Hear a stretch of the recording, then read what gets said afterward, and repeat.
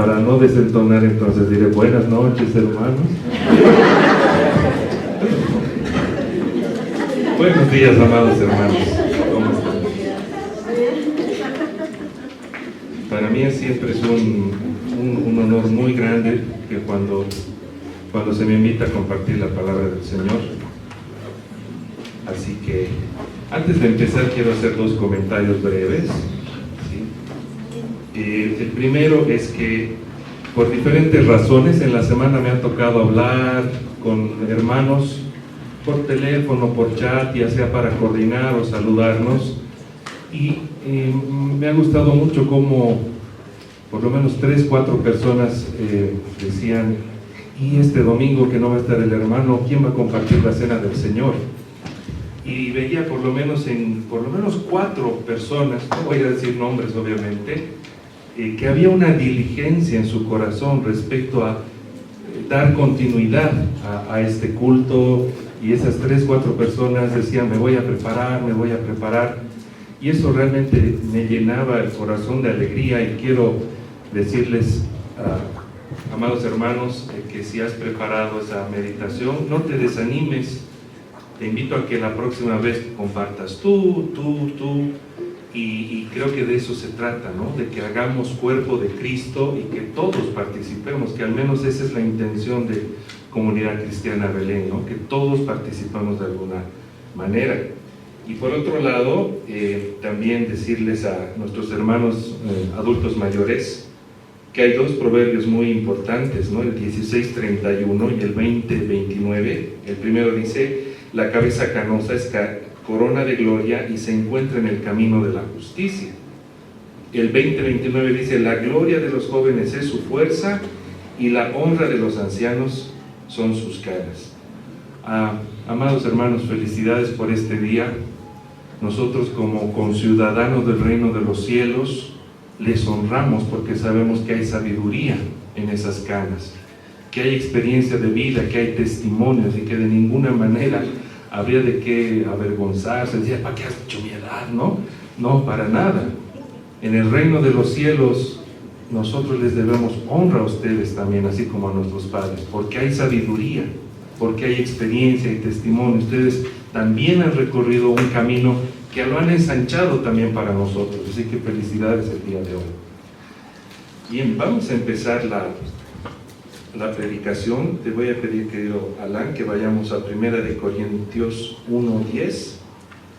Abran sus Biblias, por favor, en 1 Corintios 1:10. Vamos a abarcar del 10 al 13. Entonces, vamos a leer la palabra del Señor. Dice así: os ruego pues, hermanos, por el nombre de nuestro Señor Jesucristo, que habléis toda una misma cosa, que no haya entre vosotros divisiones, sino que estéis perfectamente unidos en una misma mente y en un mismo parecer, porque he sido informado acerca de vosotros, hermanos míos, por los de Cloé, que hay entre vosotros contiendas. Quiero decir que cada uno de vosotros dice: yo soy de Pablo, yo soy de Apolos, yo soy de Cefas, yo soy de Cristo. ¿Acaso Cristo está dividido? Hasta ahí vamos a estar compartiendo hoy. Obviamente el resto del versículo, Pablo hace un comentario y dice: ¿fue crucificado acaso Pablo por vosotros? ¿No fuisteis bautizados en nombre de Pablo? Doy gracias a Dios de que a ninguno de vosotros los he bautizado. Incluso habla de alguna manera así como irónica, ¿no? Dice: bueno, más bien no he bautizado a muchos porque van a decir que son de mi pertenencia, ¿no? Sino Crispo o a Gayo y a Gayo. El día de hoy les voy a hablar sobre un tema bien importante. No sé qué me pasa. Conmigo creo que no funciona este aparatito. Ya, gracias.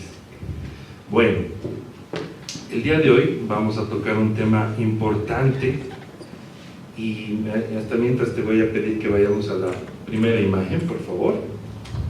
Les quiero mostrar esta imagen que además es muy bonita.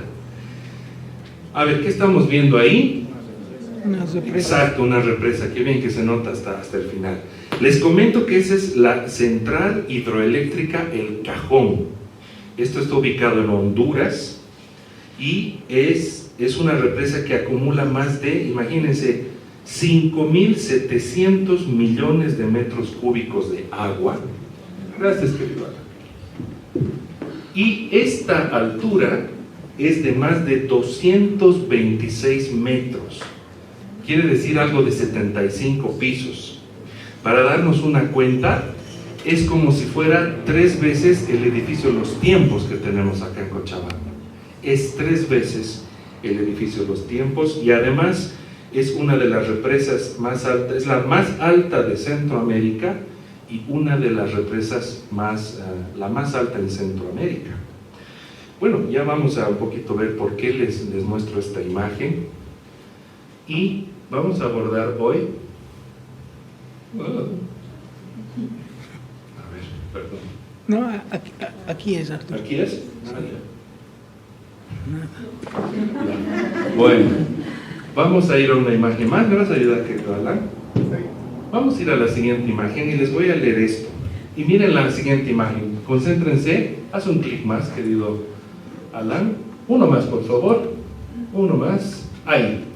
Dice, os ruego pues, hermanos, ¿no? Dice, por los de Chloe, que era ya un grupo, unos dicen yo soy de Pablos, otros dicen soy de Apolos, otros dicen soy de Cefas, otros dicen soy de Cristo, y parece que en la iglesia de Corinto, empezó a haber como una especie de grupos y recelos, ¿no? Nosotros somos de tal persona, nosotros somos de tal siervo, por ejemplo, nosotros somos de tal profeta, nosotros pertenecemos a tal familia. Pero, un clic más, por favor. Pablo dice, ¿acaso Cristo está dividido? Y de lo que voy a hablar el día de hoy es justamente eso. Gracias. Dame disculpas, gracias. La iglesia de Corinto, a ver, les voy a preguntar, ¿era más espiritual o era más carnal según hemos estudiado y sabido? Era más carnal. Habían cosas que el apóstol Pablo le sorprendían y decían, hey, hemos formado bastante tiempo a la iglesia de Corinto, pero siguen en ciertas cosas, en ciertos asuntos. Uno de ellos era que había divisiones y contiendas, precisamente como en la imagen que he querido decir, ¿no? Porque los de Chloe un poco les ha denunciado, digamos, ¿no? Que habían unos de Pablo, unos de Apolos, unos de Cefas, otros eran de Cristo, y bueno, empezó a ocurrir eso. La palabra clave que quiero que el día de hoy podamos ver es esto, la palabra contiendas. Porque de lo que vamos a hablar hoy justamente es si existen o no fisuras dentro de nuestra iglesia, ¿sí? Esto es parte de una serie, han debido ver jóvenes esta misma imagen, es una serie que Dios mediante voy a poder compartir. Primero hemos hablado con los jóvenes del rencor, hoy vamos a hablar de las contiendas. Y Dios mediante algún rato podemos tocar el rencor, pero en este culto general. Entonces, vamos a ver qué dice la palabra contienda. Primero quiero decirte que la palabra del Señor es exacta, no hay casualidad en que hayan podido usar una palabra en la Biblia, o incluso traducirla. Hay unas herejías muy grandes ahí donde dicen, no, pero si se ha traducido en idiomas tan antiguos, hasta el día de hoy se ha debido tergiversar. Eso es falso, hermano. Eso es creer que Dios no es soberano. Dios ha permitido que se usen esas palabras en español.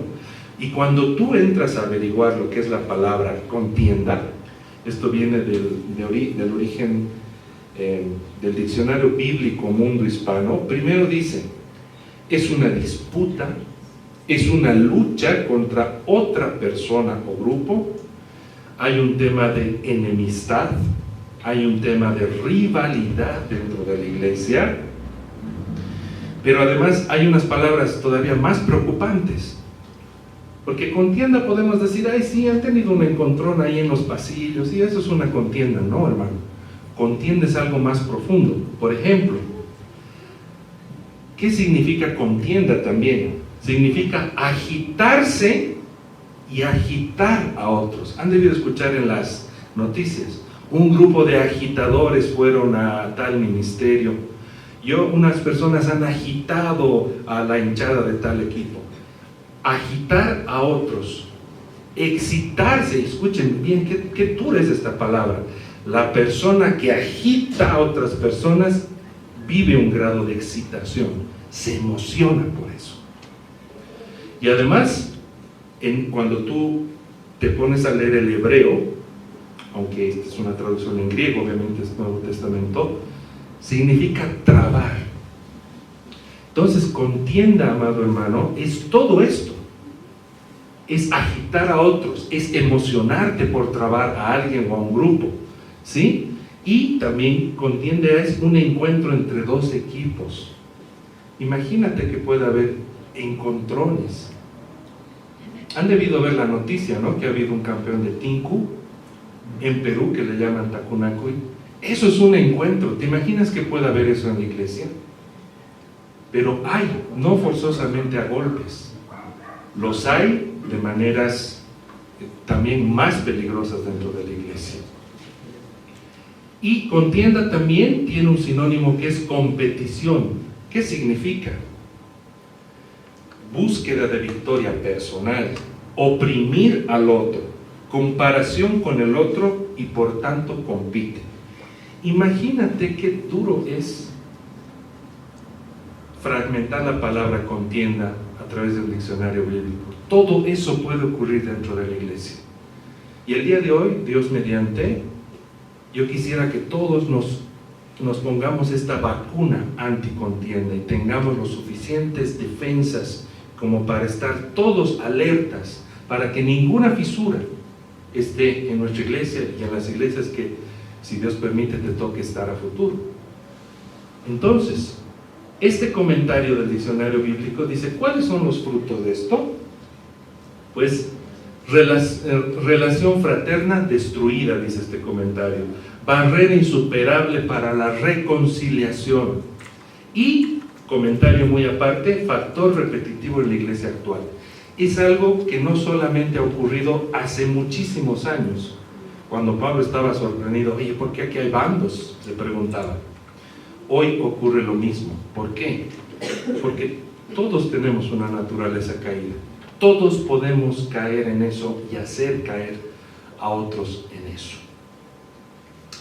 Ahora yo quiero decirte algo importante. Ya te he dicho, contienda no es una peleita, no es un roce.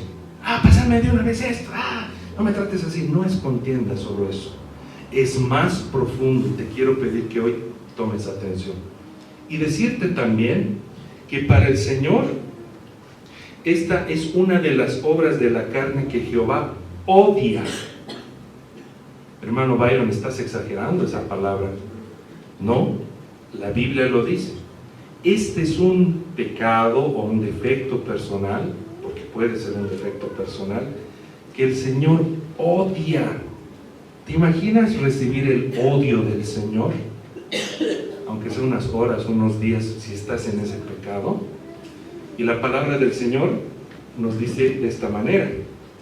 Gálatas 5, 19 al 21 dice, y manifiestas son las obras de la carne, que son adulterio, fornicación, inmundicia, lascivia, idolatría, hechicerías, enemistades, pleitos, celos, iras, contiendas, disensiones, herejías, envidias, homicidios, borracheras, orgías y cosas semejantes a estas, acerca de las cuales os amonesto, dice la palabra del Señor, como ya lo he dicho antes, que los que practican tales cosas no heredarán el reino de Dios.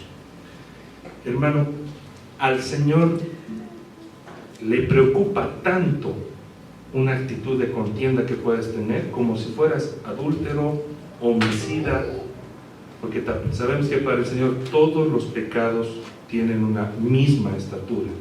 Pero me parece curioso que el Señor recalque que la contienda y la división, Él odie. Pero no sigue habiendo, pero no dice odio ahí, hermano. Pues sí, mira, Proverbios 6, 16, y nos saltamos un poquito hasta el 19, dice: 6 cosas aborrece Jehová. Gracias, Jorgito. Entre esas 6 cosas que aborrece el Señor, que según recuerdo eso también expuso el hermano Edwin con los jóvenes, dice: el testigo falso que habla mentiras y el que siembra discordia entre hermanos. Sinónimo de odio es aborrecimiento. Amado hermano, si en tu corazón algún momento hay contienda, eso el Señor lo odia. Lo odia. ¿Sí?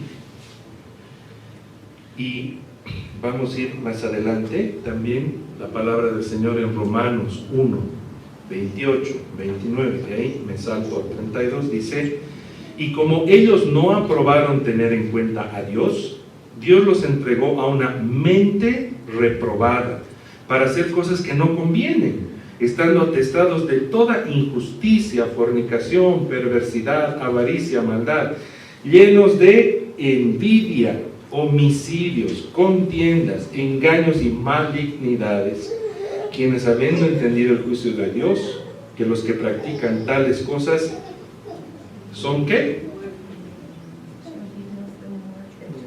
Son dignos de muerte. O sea, no es una cosa así nomás. Para el Señor esto es digno de muerte. ¿Sí? No solo las hacen, sino que también se complacen con los que la practican.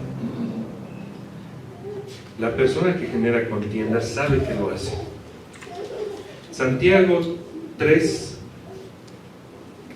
del 14 al 16 dice: pero tenéis celos amargos y contención en vuestro corazón, no os jactéis ni mintáis contra la verdad, porque esta sabiduría no es la que desciende de lo alto, dice la palabra del Señor, sino es terrenal, es animal, es diabólica, porque donde hay celos y contención, allá hay perturbación y toda obra perversa.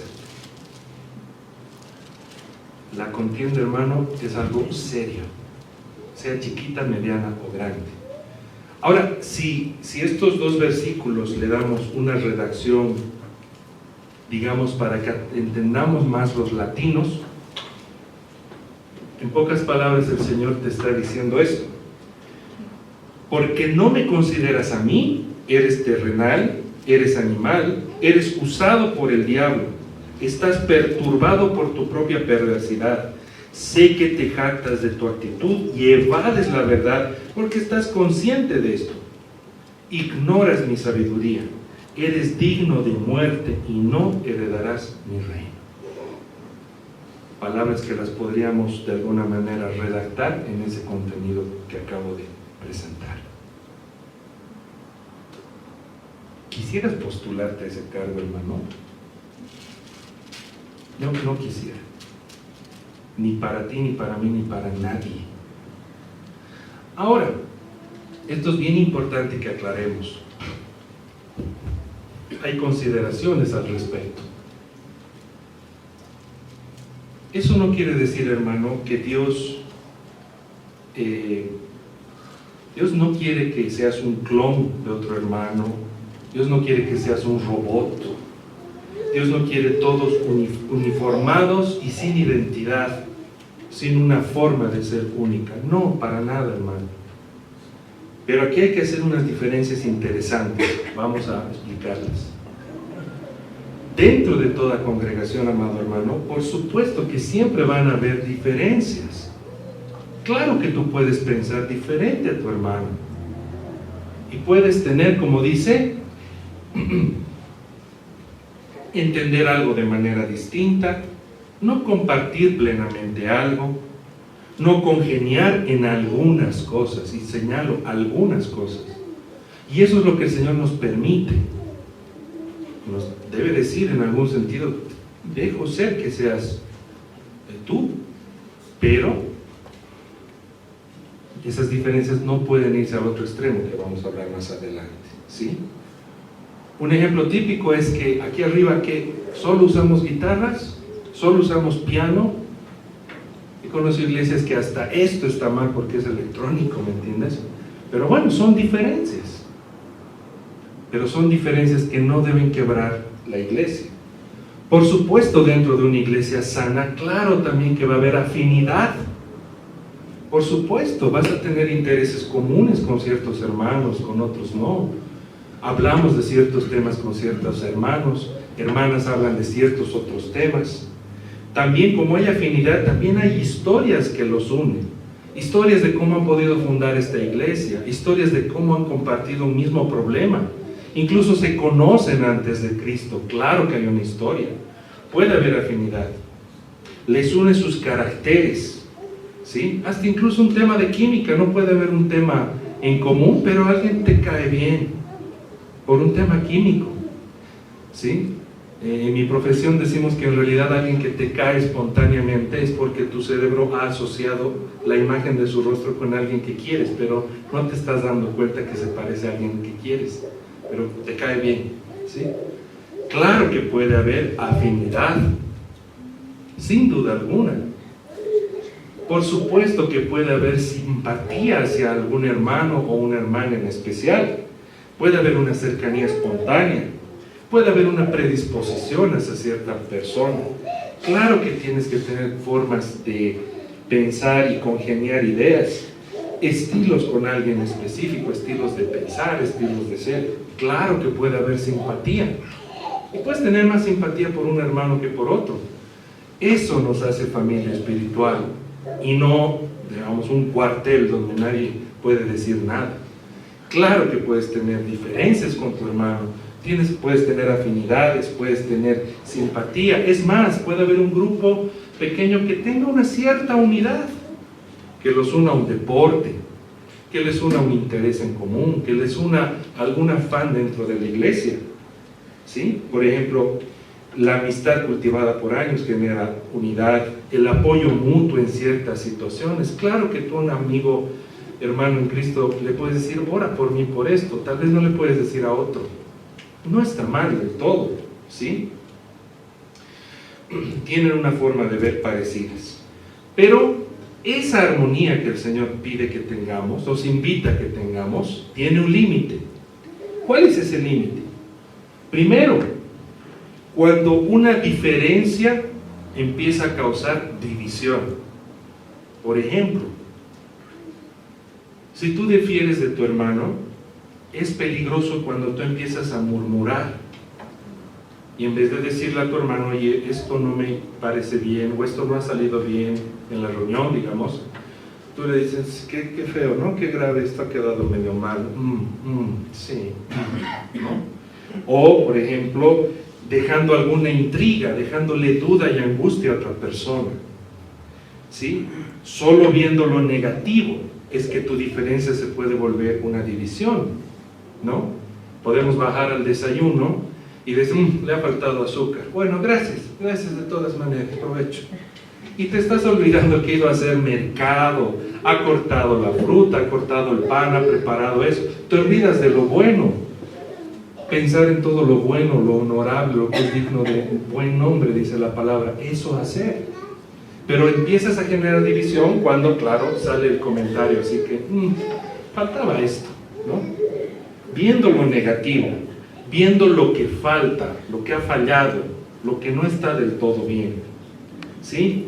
Generas división cuando hay descontento tuyo y generas ese descontento en otros, que te apoyen en tu descontento, o invitando a que otros critiquen.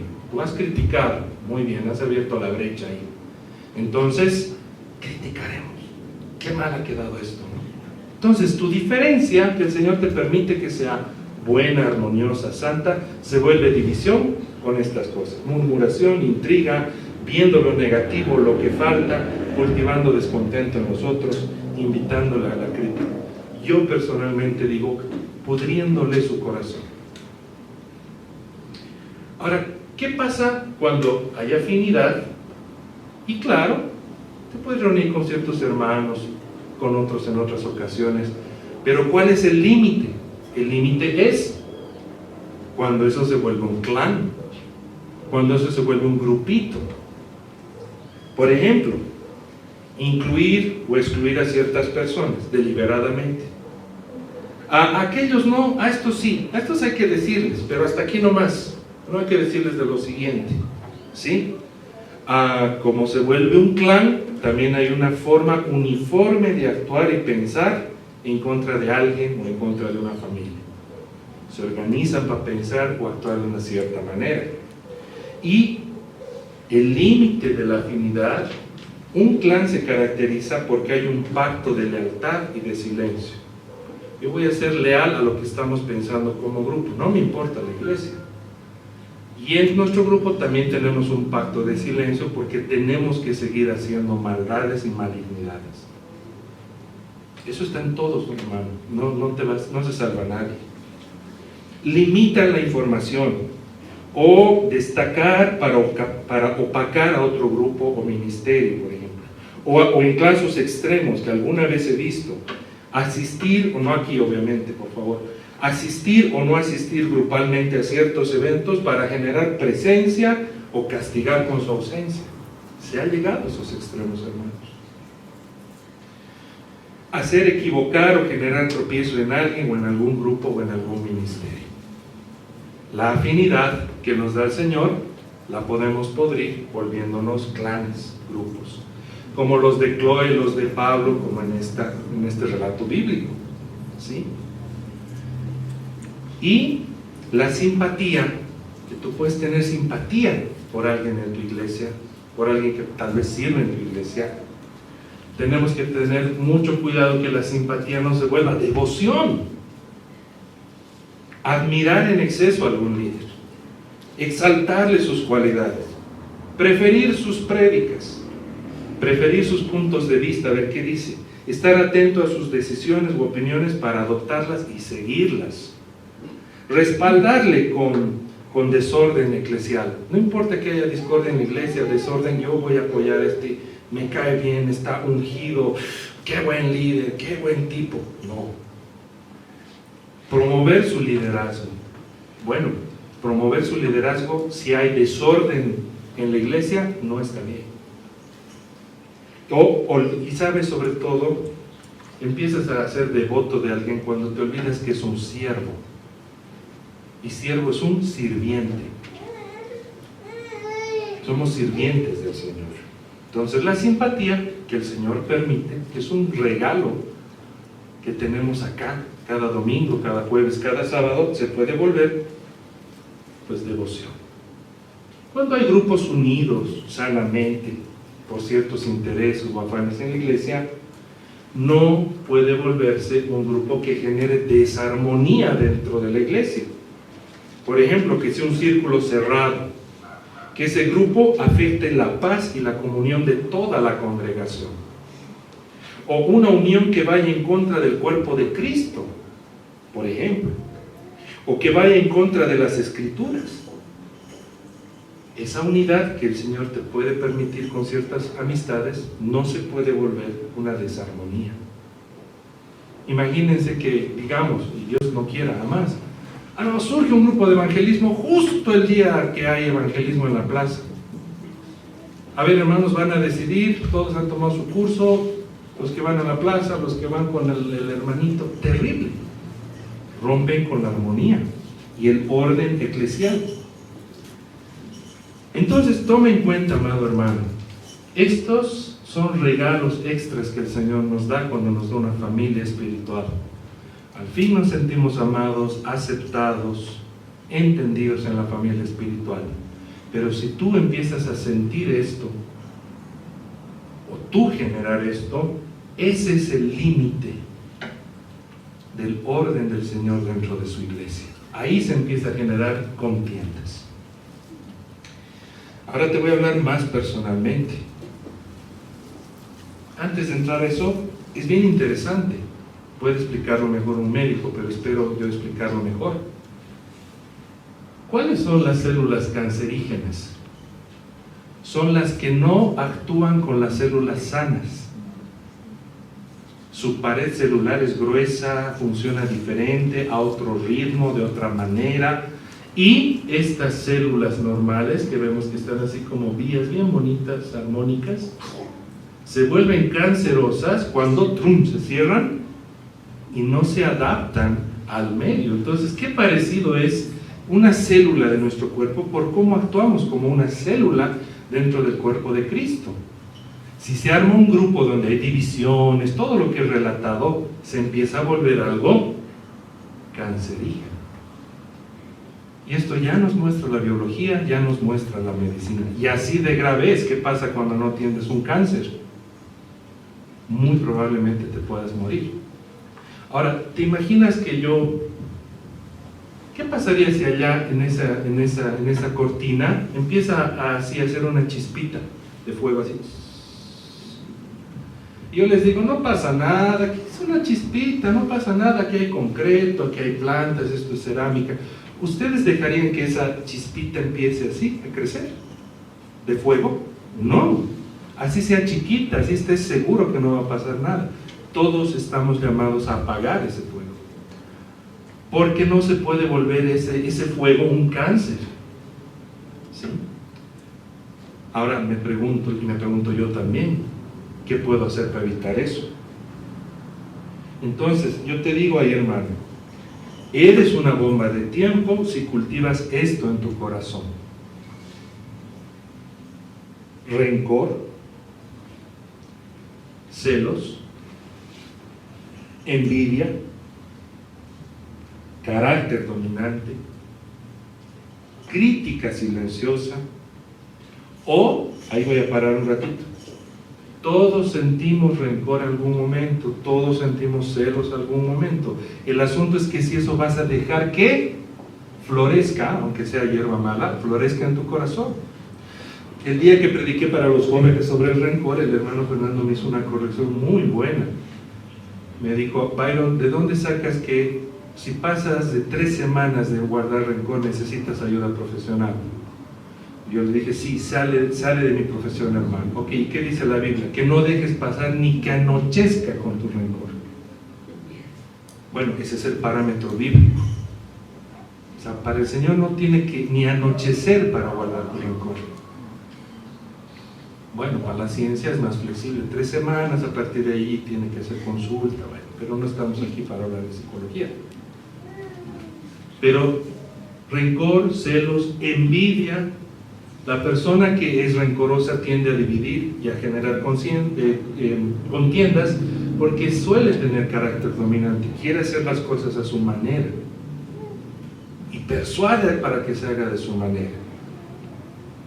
Algunos enfoques le llaman autosuficiencia, aunque hay corrientes teológicas que dicen la autosuficiencia es pecado, otros dicen la autosuficiencia no es pecado, pero no estamos para hablar de cosas a ese nivel hoy. Pero también, como es carácter dominante y nada le sale como está en su cabeza, si cultivas crítica silenciosa, tarde o temprano le vas a decir, qué feo esto, ¿no? Vas a sacar frutos de tu corazón, pero de piedras venenosas, de hierba mala. Peor aún, eres una bomba de tiempo si te estás sintiendo mal pagado en algún sentido. No me están reconociendo, no se han dado cuenta que aquí yo, digamos, no. Si te empiezas a sentir mal pagado y te estás queriendo sentir copropietario del reino de Dios. Bueno, eres heredero, pero no copropietario. O si empiezas a querer toda la atención, y si no te prestan atención te enojas, te aíslas, te vas. No está bien. O eres una bomba de tiempo si estás siempre concentrado en ver lo que salió mal, lo que faltó, ¿sí? Lo que no debería ser así. Eso justamente se llama espíritu de crítica. Ahora, es por decirlo, ¿no? Porque no quiero entrar en decir, es que un espíritu se me ha entrado, pobrecito yo, me he vuelto crítico. No. Tú cultivas eso en tu corazón y bueno, ya seguro debe haber alguna infestación espiritual ahí, muy probablemente. Pero tú decides que eso entre en tu corazón. Y el espíritu de crítica es lo más fuerte que podemos tener en la iglesia, ¿sí? Ahora, es bien importante esto. Cuando tienes estas características y las despides desde tu boca, estás matando a otra persona. Otra palabra exagerada, Byron. ¿Cómo vas a matar a alguien? Bueno, lo dice la Biblia. ¿Sí? Por ejemplo, Mateo 5, 21, 22 dice: oísteis que fue dicho a los antiguos, no matarás. Jesús dice esto. Y cualquiera que matare será culpable de juicio. 22, pero yo os digo que cualquiera que se enoje contra su hermano será culpable de juicio. Y cualquiera que diga a su hermano necio será culpable ante el concilio, y ante cualquiera que le diga fatuo quedará expuesto al infierno de fuego. El Señor Jesús no ha puesto casualmente el mandamiento de no matar y el enojo contra el hermano. El Señor Jesús le dice: lo estás matando.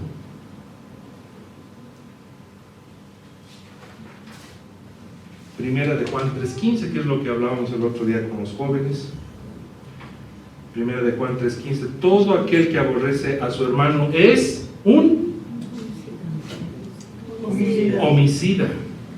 Y sabéis que ningún homicida tiene vida eterna permanente en él.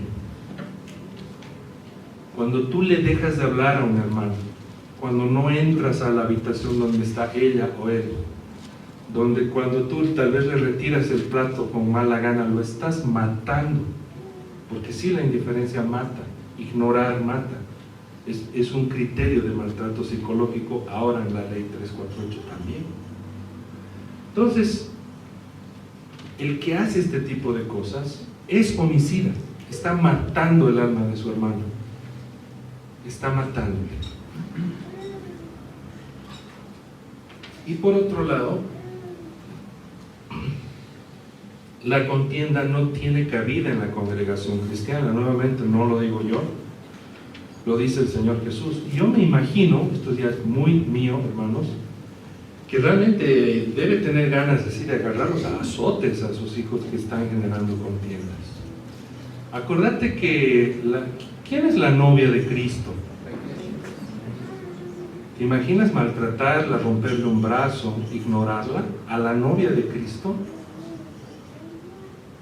Si solo si somos hombres ya sabemos cómo reaccionamos cuando hacen eso con nuestra esposa.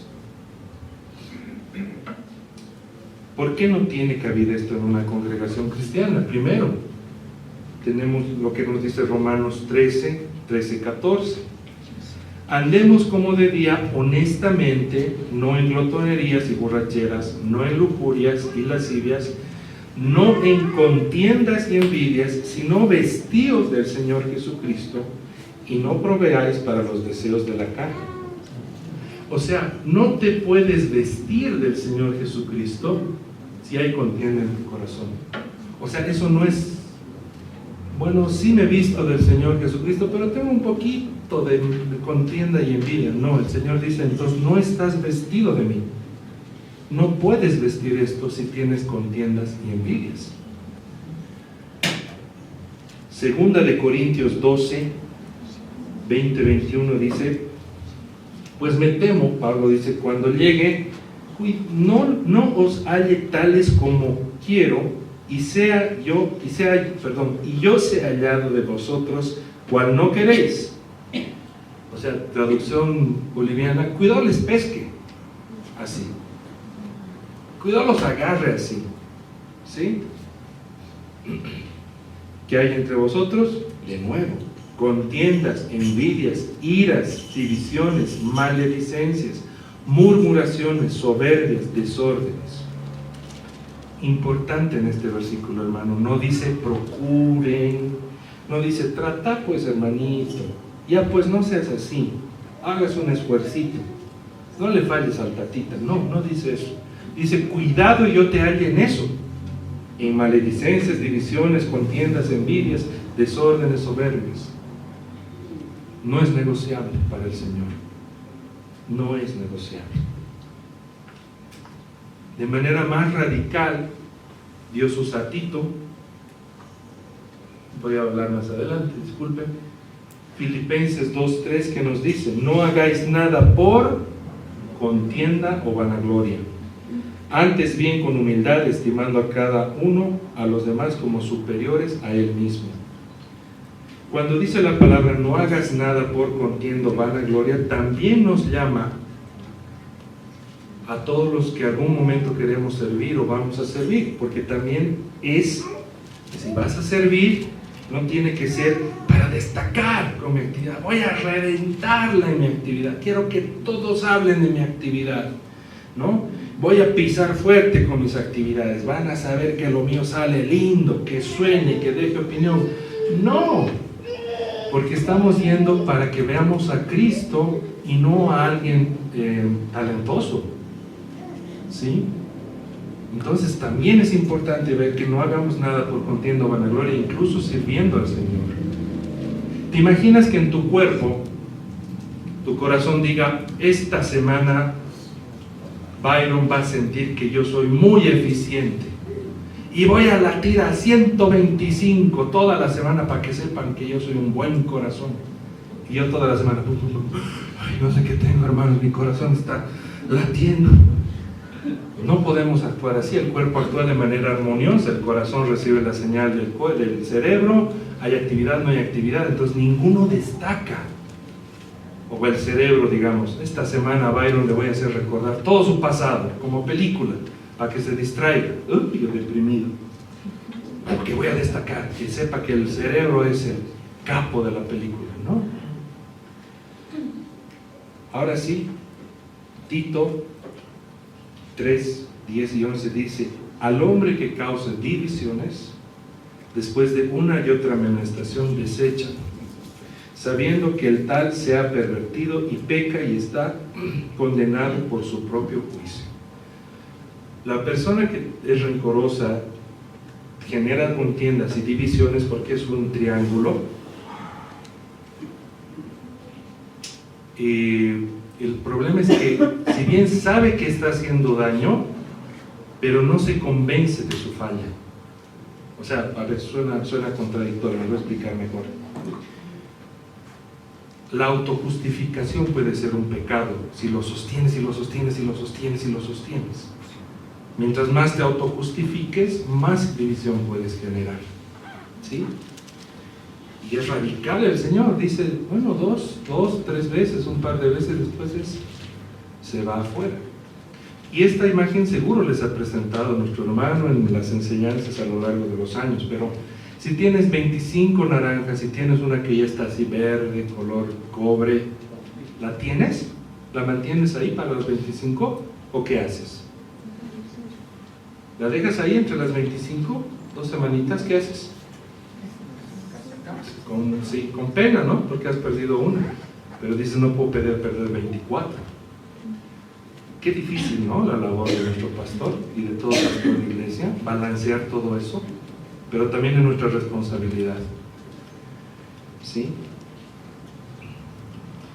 Ahora, esta parte se complementa con la segunda parte de la enseñanza en 1 de Corintios, y ya yo la tengo acá escrita, así que si se van más adelante, 1 de Corintios 3, del 1 al 9, dice, de manera que yo, hermanos, no pude hablaros como espirituales. Ahí yo lo siento así como un poco desanimado a Pablo, opinión personal, sino como a carnales, como a niños en Cristo. Os di a beber leche y no vianda, o sea, alimento sólido, porque aún no eras capaces, ni sois capaces todavía, porque aún sois carnales. Pues habiendo entre vosotros celos, contiendas, disensiones, no sois carnales y andáis como hombres, dice Pablo. Porque diciendo el uno, yo ciertamente soy de Pablo, y el otro, yo soy ciertamente de Apolos, ¿no sois carnales?, les dice a la iglesia de Corinto. Aquí hay 3 palabras claves. Recuerda, hermano, que en cada versículo hay muchas palabras claves que te dan más enseñanza. En este caso considero que hay 3 palabras claves: ser carnal, ser niño espiritual o manejarse como los hombres, que no significa, ay, se están manejando como varones, no, como hombre refiriéndose, se está manejando como alguien mundano, dice Pablo. Cuando está hablando Pablo y les dice, oye, tanto tiempo pasa de sus enseñanzas y aún son carnales, eso significa, traduciéndolo un poco, ser carnal significa ser inmaduro a nivel emocional. Significa ser una persona pasional y esa pasión te lleva a competir. Ser alguien impulsivo. Ser carnal también es seguir personas y no a Cristo. Ser carnal también es comunicarse de manera inmadura. ¿Cómo te comunicas de manera inmadura? Siempre de manera incompleta, nunca diciendo lo que realmente piensas y dices. Entonces una persona carnal, reitero, tiene inmadurez emocional, es pasional, se deja llevar mucho por sus reacciones, por ende puede ser competitivo, impulsivo, sigue a personas y no a Cristo y comunica de manera inmadura. ¿Qué podemos decir de ser niño espiritual? Ser niño espiritual significaría: no estudia la palabra de Dios, no abre este libro, no se cultiva en transformar su mente, no permite que Dios transforme su vida. Ojo, Dios es soberano, si quiere lo puede, pero es tan amoroso y respetuoso que no va a entrar así de sopetón, tú vas a cambiar. Pero esa persona resiste, quiere seguir siendo ella misma, él mismo. ¿Sí? Si es niño espiritual, solamente sabes los beneficios de la salvación y los beneficios de estar en el cielo. Solo sabes eso. Pero no sabes tus deberes espirituales. No sabes, por ejemplo, lo que Dios odia. Ni tampoco conoces cómo es la forma de ser del Señor, atributos del Señor. En un libro leí hace mucho tiempo que se le preguntó a jóvenes de iglesias en Estados Unidos, o sea, colegios cristianos, evangélicos, ¿por qué crees en Dios? ¿Por qué no quiero ir al infierno? Esa es la respuesta. ¿Por qué crees en Dios? Bueno, porque a nada prefiero el cielo. Entonces, eso es ser niño espiritual. Solo conocer los beneficios, pero no tus deberes. Ahora, ¿cómo sería manejarse como los hombres o como personas mundanas? Aquí esta es la segunda parte de la enseñanza. Pues confía en hombres, cree que la iglesia debe manejarse como un sindicato, o cree que la iglesia es un movimiento político donde yo voy a decir tal cosa para que me sigan, yo no voy a asistir para que vean, y empieza a moverse como en un sindicato o como en un movimiento político. Manejarse como hombre sería encumbrar a un líder para tener representatividad. Este siervo me representa. A él yo voy a confiarle mis cosas. O peor aún, manejarse como una pandilla, ¿no? Donde hay silencios, nadie puede decir nada, nadie puede denunciar nada, cuidado la pandilla haga algo. O esto es una creencia, yo diría no tan maliciosa, solo es ignorante, pero tal vez creer que los antiguos tienen más poder y voto, los nuevos no, se callan. No has pagado derecho de piso. No, aquí nosotros somos, no es cuartel. Ninguno ha pagado derecho de piso, esto es gratis. ¿Sí? Entonces, tienes que revisar, amado hermano,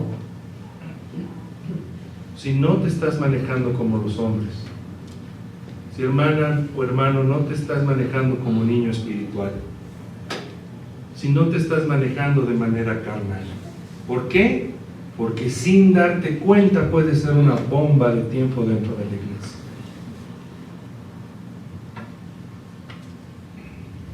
Ahora, importante, la segunda parte de la enseñanza dice: ¿qué pues es Pablo? ¿Qué pues es Apolos? Servidores por medio de los cuales habéis creído, y eso según lo que cada uno concedió al Señor. Yo planté, Apolos regó, pero el crecimiento lo ha dado Dios. Así que ni el que planta es algo, ni el que riega, sino Dios es el que da el crecimiento. El que planta y el que riega son una misma cosa, aunque cada uno recibirá su recompensa conforme a su labor. Porque nosotros somos colaboradores de Dios y vosotros sois labranza. Ustedes están sembrados en un bello campo donde los siervos y sirvientes ayudan al campo donde el Señor es dueño. Entonces, aquí hay otras palabras claves que voy a hacer breve, espero no terminar.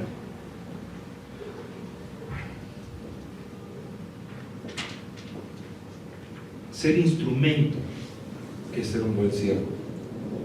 Dios concede el crecimiento, no tu líder, no tu diácono, no el más antiguo, no el más carismático, no el más buen tipo. Dios da el crecimiento y usa sirvientes. Es un colaborador de Dios, no es una celebridad, no es un influencer, no es una buena gente, es buen tipo. Eres resultado de Dios obrando en ti. No es algo humano, ni se lo debes agradecer a ningún siervo, solamente el siervo hace su servicio.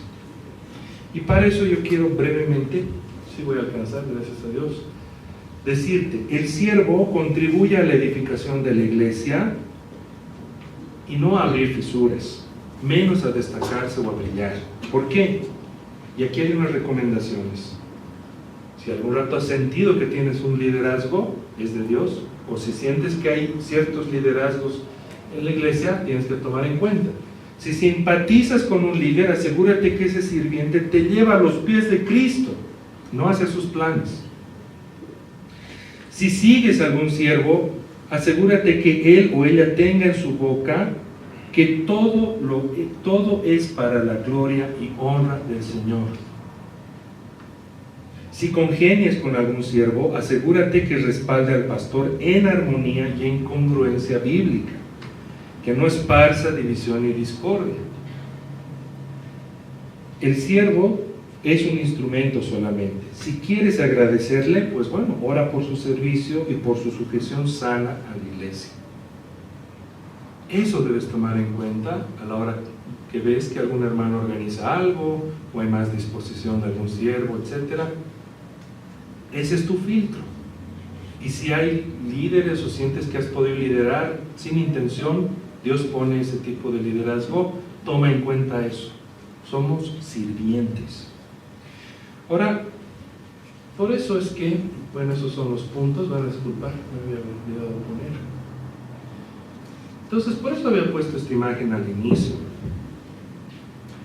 Según este reportaje, el 2008 y 2009 estaba muy mal mantenido esto. Y los ingenieros decían que basta que haya una fisura de 1 metro para que los 570 millones de litros destruyan toda la ciudad de ahí, cerca, en Honduras. Entonces nosotros tenemos que también actuar como esa represa, ser firmes, unánimes, de una sola mente. Que ninguna murmuración nos haga dudar o generar contienda o odio al otro hermano. Y quiero recordarte esto.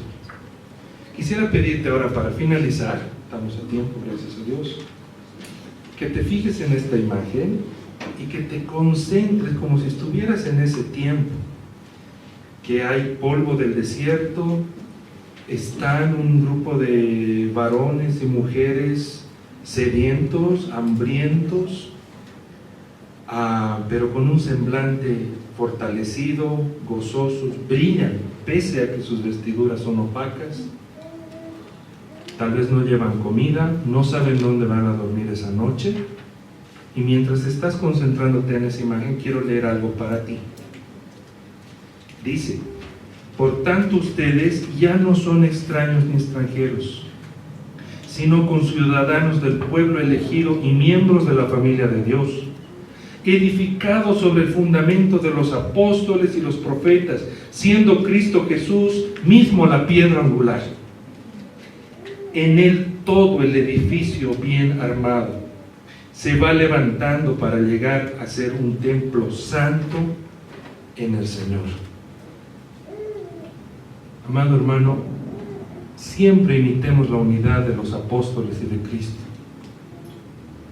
pensaban diferente, seguro, pero se sujetaban en amor y decían, ay, pienso diferente, pero ya, Señor, dame conformidad, confianza en mi maestro. Tenían hambre, seguro que estaban de mal humor, no dormían, no comían, pero eran unánimes, no se dividían, eran un equipo. Y nosotros ahora somos un equipo, nosotros sí somos millones, ¿sí? Gracias a Cristo. Empezaron 12 y terminamos siendo millones. Pero debemos ser como una represa, fuertes, unánimes, de una sola mente, que nada contamine nuestro corazón. Y si hay descontento, pues se lo habla al hermano, a quien preside. Estoy seguro que va a escuchar. Y se harán los ajustes necesarios, o no, te dirán, no, es que yo me baso en esto de la Biblia y se va a mantener así. Y como todos somos medios rebeldes, decir, Señor, verdad, solo dame sujeción, dame confianza. Entonces, amado hermano, esta es la predicación de hoy. Y antes de pasar a la última diapositiva, voy a orar y les voy a pedir una cosita más, ¿ya? Vamos a inclinar los rostros. Amado Señor, te damos gracias porque si no hemos tenido familia carnal, hoy tenemos familia espiritual. Si no hemos sido entendidos en el mundo, hoy tú nos recibes en tu mesa, Señor. Señor, hoy tú nos das un lugar de privilegio, de amor y de aceptación pese a nuestras fallas. Te queremos pedir hoy por nuestra iglesia, Comunidad Cristiana Belén, para que todos seamos unánimes en una sola mente, Señor, en un solo espíritu, hacia mirar a la cruz de Cristo, amado Padre.